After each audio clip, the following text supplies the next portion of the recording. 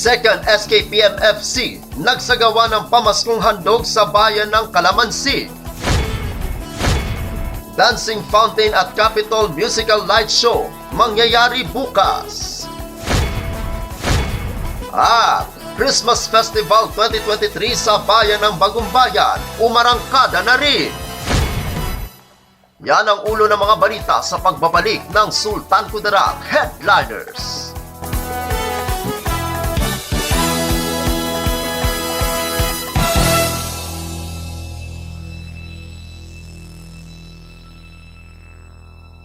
Jingle bells, jingle all the way.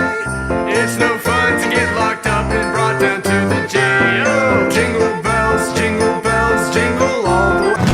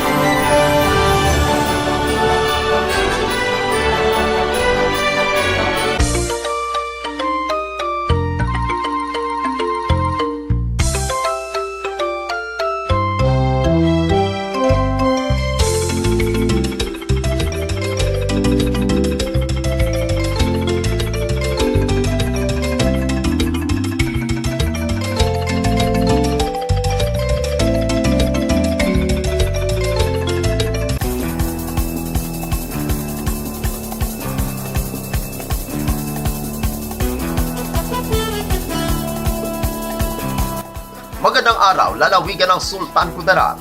Narito na mga pangunahing balita sa Sultan Kudarat Headliners ngayong Disyembre 12, taong 2023. 2nd SKPMFC nagsagawa ng pamaskong handog sa bayan ng Calamansi. Narito ang ulat.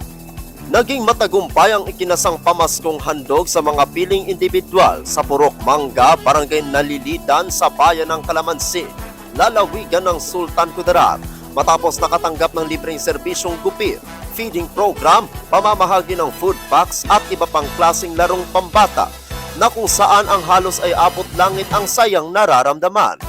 Pagkatapos ng programa, inaabangan ng lahat ang best practice ng nasabing hanay, ang talumpa mo, sagbi ko, kung saan ang 100 pares ng talumpa o kilala bilang sa tawag na tsinelas at ipinamahagi ito sa indigenous people sa nabanggit na barangay.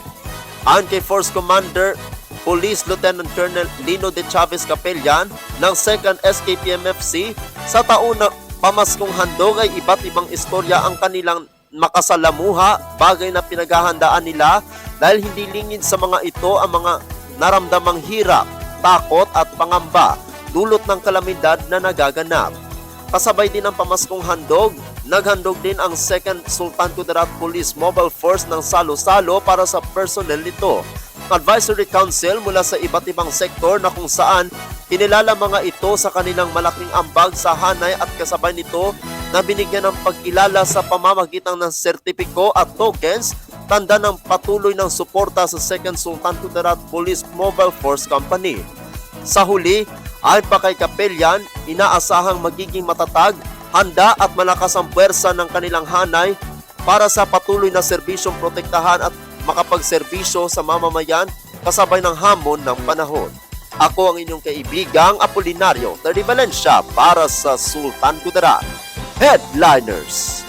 Dancing Fountain at Capitol Musical Light Show mangyayari bukas. Narito ang ulat. Mga kapamilya, handa na ba kayo sa isang masayang pamasko ng lalawigan ng Sultan Kudarat? Iniimbitahan ng lahat mamayang alas 5:30 ng hapon, ika-12 ng Disyembre kasalukuyang taon sa Provincial Capitol Compound. Nasaksihan ang grandest musical light show sa Sox Region.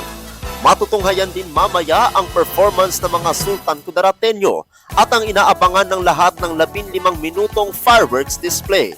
Kaya ano pa ang hinihintay natin?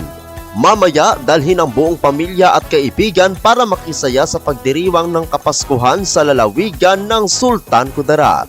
Paalala po sa papunta, mamaya na striktong ipinagbabawal ang pagdadala ng backpack. Ang aktibidad na ito ay hatid ni na Governor Dato Pax Ali Samki Mangudadato, Vice Governor Radensi Sakaluran at Congresswoman Bayrihan M. Sakaluran Abduraja. Ako ang inyong kaibigang Apolinario 30 Valencia para sa Sultan Kudarat.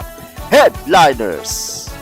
Para sa uling balita, Christmas Festival 2023 sa bayan ng Bagong Bayan, umarangkada na rin. Narito ang ulat. Iniimbitahan ng lahat na makiisa sa Christmas Festival 2023 sa bayan ng Bagong Bayan na kung saan nagsimula ito noong ika-8 ng Disyembre kasalukuyang taon na may temang Share the Wonders of Christmas Under the Sea. Noong ika-8 ng Disyembre, nagsimula ang aktibidad sa kanilang kick-off kasabay nito ang Little Miss Bagong Bayan. At noong Lunes, ika-11 ng Disyembre, naganap ang Adolescent Health Summit, Light on Christmas Under the Sea, Pop Dance Competition, Fireworks Display kasabay ang pagbubukas ng Christmas Food Bazaar. Sa ika-15 ng Disyembre naman ang Himig Handog sa Pasko ng Kids at Teen Edition. Sa ika-16 ng Disyembre, ang Lights and Color of Christmas kasabay ang Bansada Lumina Queen. Sa ika-22 ng Disyembre, magaganap ang LGU Christmas Party at Christmas Zumba. Sa ika-23 ng Disyembre, ang Christmas Jolly Night na handog saya para sa mga bata o Jolly Moment.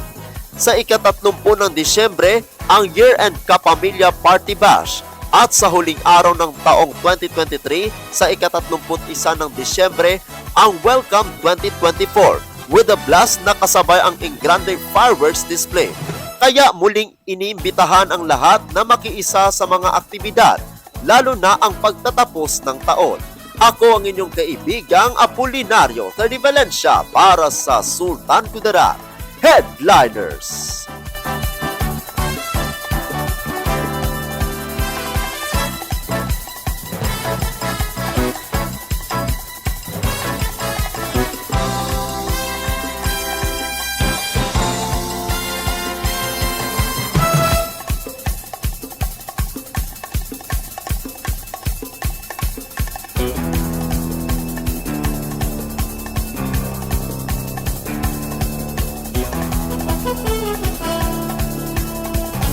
At yan ang kabuuan mga balita sa araw na ito. Mga balitang kailangan ninyong malaman, balitang walang kinakampihan, mga balitang totoo, mga balitang may dalang aral at inspirasyon. Ito ang Sultan Kudarat Headliners. Hanggang bukas, maraming salamat at magandang araw, kaibigan.